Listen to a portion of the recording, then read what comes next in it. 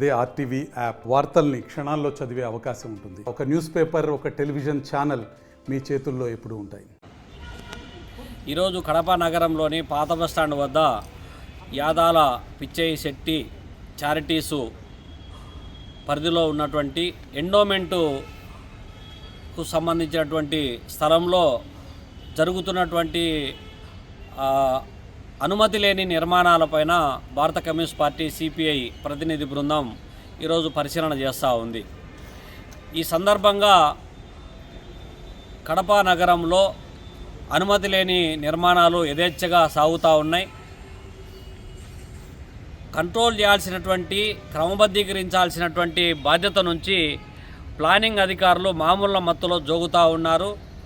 నగరపాలక సంస్థ అధికార యంత్రాంగం మామూళ్ళకు అలవాటు పడినటువంటి పరిస్థితి నెలకొంటా ఉంది. అందులో యాదాల నాగమ్మ పిచ్చయ్యకు సంబంధించినటువంటి ట్రస్టు స్థలంలో అనేక సంవత్సరాల నుంచి కోర్టులో నడుస్తున్నటువంటి నేపథ్యంలో ఇవాళ ఎండోమెంట్ పరిధిలోకి వచ్చింది అనేటువంటి ఆలోచన చేసే క్రమంలోనే దీన్ని ఉన్న పలంగా తెలుగుదేశం పార్టీకి సంబంధించినటువంటి, అధికార పార్టీకి సంబంధించినటువంటి కొంతమంది వ్యక్తులు దీన్ని ఏదో ఒక రూపంలో కబ్జా చేయాలనేటువంటి ఆలోచనతో అటు ఎండోమెంట్ అధికారులతో, ట్రస్ట్ వాళ్ళతో కుమ్మక్కయ్యి లోపాయకారి ఒప్పందాలు చేసుకొని నగరపాలక సంస్థకు ఇప్పటికే వేకెంట్ ల్యాండ్ కింద దాదాపు 48,62,614 రూపాయలు ఆన్లైన్లో ఇప్పటికీ పన్నులు బకాయిలు ఉన్నట్లు చూపిస్తూ ఉంది. ఈ పన్నులకు సంబంధించినటువంటిది చెల్లించకుండా వీళ్ళేమో ఎండోమెంట్ వాళ్ళతోనో చారిటీ పేరుతోనో అగ్రిమెంట్లు చేసుకొని కమర్షియల్ కాంప్లెక్స్ నిర్మాణానికి శ్రీకారం చుట్టారు. అసలు ఆ చారిటీకి సంబంధించినటువంటిది లీజు ఇవ్వడానికి ఫస్ట్ బైలాలో లీజు ఇవ్వడానికి అవకాశం ఉందా లేదా అనేది చూడాలి. బైలాలో లీజు ఇవ్వడానికి అనుమతిస్తూ చేసినటువంటి తీర్మానం కాపీ రిజిస్టర్ చేయాలా, రిజిస్టర్తో పాటు ఎండోమెంట్ అనుమతి తీసుకోవాలా.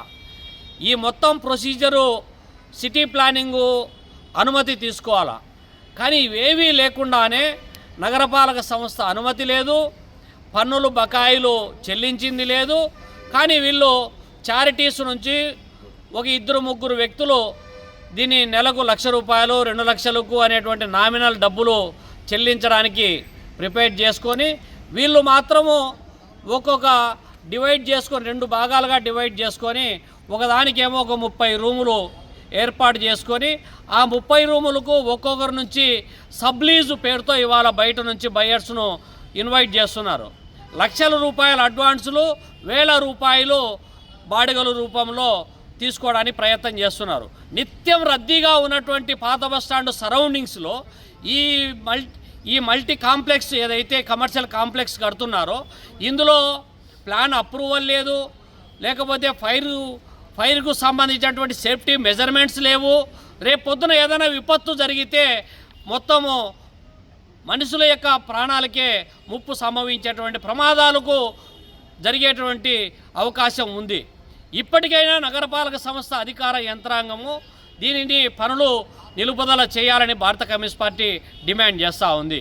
ఇంకోవైపు మొన్నేమో జిల్లా పరిషత్తు విలువైనటువంటి ప్రాపర్టీ ఒకటి కళాక్షేత్రం దగ్గర, ఒకటి ఆహార భవన్ దగ్గర ఉన్నటువంటి ఈ జిల్లా పరిషత్తు 2 ఎకరాలు, ఒక 7 సెంట్లు మొత్తం కోట్ల విలువ చేసేటువంటి స్థలాలను నిర్మాణాల పేరుతో ఇన్వైట్ చేసి వాటిని అధికార పార్టీ పంచుకోవడానికి కావాల్సినటువంటి కార్యాచరణ రూపొందిస్తూ ఉన్నారు. దానికి ఎవరంటే నిత్యము ఎమ్మెల్యే చుట్టూ ఉన్నటువంటి మనోజ్ కుమార్ రెడ్డి టెండర్ వేస్తాడు. ఈయనెవరు? Telugu Desam party MLA follower. నిన్నటి వరకు ఏం చెప్పారు?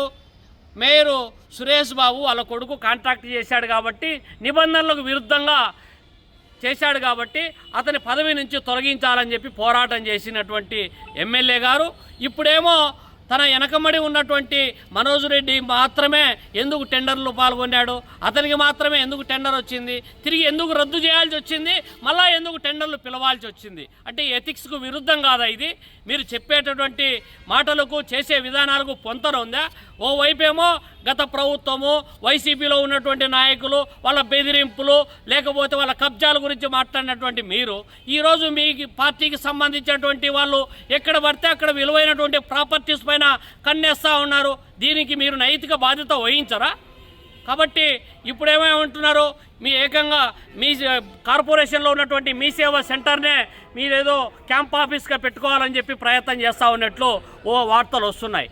ఈ నేపథ్యంలో ప్రజలు ఏం గమనించాలా అంటే, ఈ నగరంలో ఉన్నటువంటి ప్రాపర్టీసు పాలకవర్గం ప్రమేయం లేకుండా, పాలకవర్గం అనుమతి లేకుండా మొత్తం ఎంటైర్ కడప నగరపాలక సంస్థలో ఉన్నటువంటి కోట్ల విలువైనటువంటి స్థలాలను, ప్రాపర్టీస్ను సునాయాసంగా కొల్లగొట్టేటటువంటి దుర్మార్గపూరితమైన ఆలోచనలు ఏవైతే ఉన్నాయో వాటికి వ్యతిరేకంగా, ప్రభుత్వ ఆస్తుల పరిరక్షణ కోసం, వయలేషన్స్కు వ్యతిరేకంగా పోరాటం చేస్తామని చెప్పి హెచ్చరిస్తా ఉన్నాం. మరిన్ని వీడియోస్ కోసం ఛానల్ ని సబ్స్క్రైబ్ చేయండి, లేటెస్ట్ అప్డేట్స్ కోసం వాట్సాప్ ఛానల్ ని ఫాలో చేయండి అండ్ లింక్ డిస్క్రిప్షన్ లో ఉంది.